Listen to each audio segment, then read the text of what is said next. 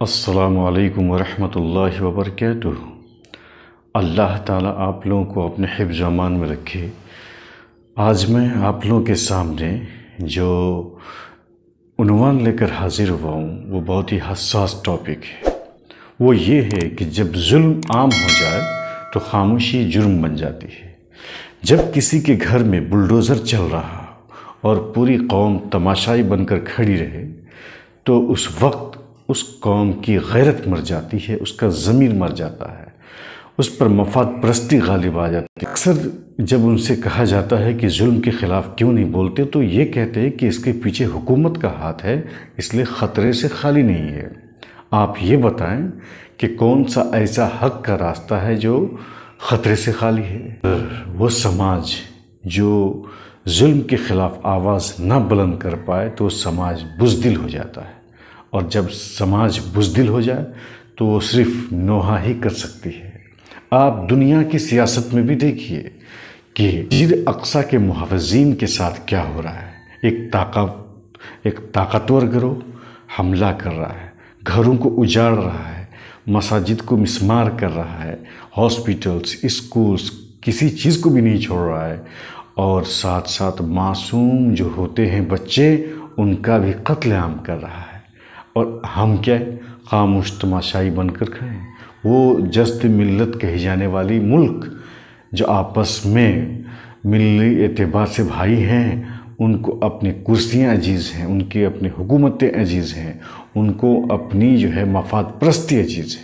اسی طریقے سے یہ بات کہی جاتی ہے کہ بھائی اس کے ظلم کے خلاف کیوں نہیں کھڑے ہوتے ہو، تو وہ کہتے ہیں ابھی وہ وقت نہیں آیا ہے، وہ پالیسیاں نہیں بنانی ہیں، ابھی اس کے لیے لمبی پلاننگ کرنی ہے۔ آپ کی لمبی پلاننگ کرتے کرتے آپ کو پورا وہ جڑ سے ختم کر کے ہی وہ دم لیتے ہیں، اور آپ مظلوم بن کر مجبور و بے بس لنگڑے لوڑے بن کر جو ہے آپ کھڑے رہتے ہیں، اور مایوس بھری نظروں سے آپ دیکھتے رہتے ہیں، یا نہیں تو آپ بے غیرت بن کر زندگی گزار رہے ہوتے ہیں۔ اسی طریقے سے جو ہے یہ کہا جاتا ہے کہ جذباتی نہیں ہونا ہے، تو کیا جذباتی ہونا غلط ہے؟ کیا تحریک خلافت، تحریک آزادی یا جو بھی تحریکیں یہاں برپا کی گئی ہیں، کیا وہ تحریکیں جن کی وجہ سے بہت ہی زیادہ فائدے ملت کو ہوئے اور جذبات کو جو ہے رکھ کر کے سب کام انجام دیے گئے، تو کیا وہ جذبات ہونا غلط تھا؟ قومیں صرف تدبر سے پروان نہیں چڑھتی، تدبر کے ساتھ ساتھ اس کے اندر جذبات کا ہونا بھی ضروری ہے، ورنہ اگر جذبات ختم ہو جائے تو آپ کے اندر بے حسی، مفاد پرستی اور بے غیرتی داخل ہو جاتی ہے۔ یہ ایک مثال دی جاتی ہے کہ صلیبیوں نے جو ہے ہار کے بعد، شکست کے بعد انہوں نے ایک لمبی مدت تک صبر کیا۔ ارے بھائی صبر کیا، لیکن صبر کرنے کے ساتھ ساتھ اور کیا کیا وہ کیوں نہیں بولتے؟ انہوں نے تعلیمی میدان میں صرف مولانا نہیں بنے، صرف دینی تعلیم حاصل کر کے جو ہے وہ فتویٰ نہیں دیے، بلکہ مذہبی تعلیم کے ساتھ ساتھ انہوں نے دوسرے تعلیمی میدان میں انہوں نے کیا کیا؟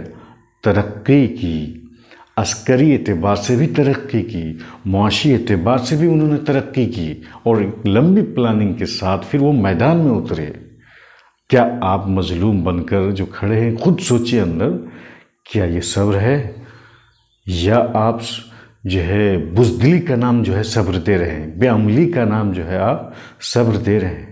اور لمبی پالیسی بنانے کے چکر میں آپ مظلوموں کو صرف ایک تسلی دیتے ہیں، اور آپ کہتے ہیں کہ آپ جو ہے امت مسلمہ میں سے ہیں جس کا کام ہی جو ہے حق کے لیے ڈٹے رہنا اور حق کے لیے کام کرنا۔ قرآن جو کہتا ہے وہ یہ کہتا ہے اگر تم صبر کرو گے اور اللہ سے ڈرو گے تو ان کی کوئی بھی چالیں کامیاب نہیں ہوں گے۔ تو کیا آپ کے اندر وہ صبر ہے جو ہونا چاہیے؟ صبر کا مطلب ڈٹے رہنا بھی ہے، حق پر ڈٹے رہنا بھی ہے۔ کیا آپ جو ہے آپ کے اندر تقویٰ ہے؟ نہ صبر ہے نہ تقویٰ ہے، ایک دم بے حسی ہے۔ اور کیا ہے، آخر میں یہی کہنا چاہوں گا کہ ظلم کے خلاف کھڑے رہیے، ظلم کو دبانے کے لیے، ظلم کو ختم کرنے کے لیے مظلوموں کا ساتھ دیجیے۔ اگر ظلم کے خلاف آپ آواز بلند نہیں کر سکتے تو یاد رکھیے آپ کسی دن مظلوم بنیں گے، تب آپ پر بھی اتیاچار ہوگا، پھر آپ کی مدد کے لیے بھی کوئی آگے نہیں آئے گا، کیونکہ آپ بھی خود کسی کے لیے آگے نہیں آئے ہیں۔ تاریخ یہ عمل جو ہے دہراتی رہتی ہے، تاریخ جو ہے یہ بدلہ لیتی رہتی ہے۔ اس لیے آپ خود اپنے اندر جھانک کر دیکھیے، کیا آپ کے اندر کیا آپ صبر کر رہے ہیں یا بے حس ہو کر رہ گئے ہیں؟